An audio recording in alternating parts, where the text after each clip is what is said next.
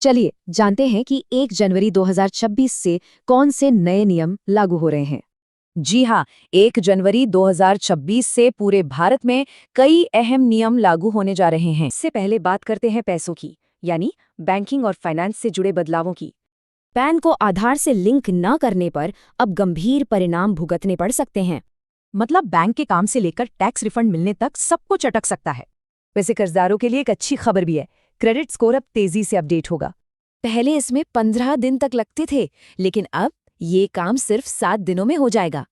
इसके अलावा लोन की ब्याज दरों, एफडी रिटर्न्स और टैक्स फाइलिंग पर भी नजर रखनी होगी। अच्छा, अब बात करते हैं डिजिटल दुनिया की, जहां पेमेंट और सेफ्टी को लेकर नियम बदल रहे हैं। ऑनलाइन फ्रॉड को रोकने के लिए सरकार और बैंक मिलकर नियमों को और सख्त कर रहे हैं। जैसे कि केवाईसी और मोबाइल नंबर वेरिफिकेशन अब पहले से कहीं ज्यादा सख्त होने वाले हैं। सरकार का ध्यान बच्चों की ऑनलाइन सेफ्टी पर भी है, जिसके लिए नए नियम आ रहे हैं। जी हाँ, 16 साल से कम उम्र के यूजर्स पर अब और भी ज्यादा सख्त नियम लागू होंगे। चलिए अब देखते हैं कि इन बदलावों का घर के बजट पर क्या असर पड़ेगा। हमेशा की तरह महीने की शुरुआत में एलपीजी और फ्यूल की कीमतों पर नजर रखनी होगी।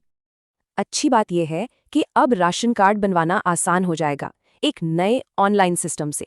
लेकिन ध्यान रहे, फायदों के लिए मौजूदा राशन कार्ड का केवाईसी पूरा करना बेहद जरूरी है। अब बात करते हैं किसानों की, जिनके लिए भी कुछ खास नियम आ रहे हैं। एक बड़ा बदलाव है किसान आईडी का आना, जिससे योजनाओं का फायदा सीधे किसानों को मिले। ये आईडी पीएम किसान योजना के लिए जरूरी होगी और फसल बीमा का दायरा भी बढ़ रहा है।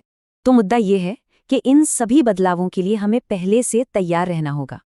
तो कुछ जरूरी काम है: पैन आधार लिंक करना, केवाईसी पूरा करना और बजट पर नजर रखना।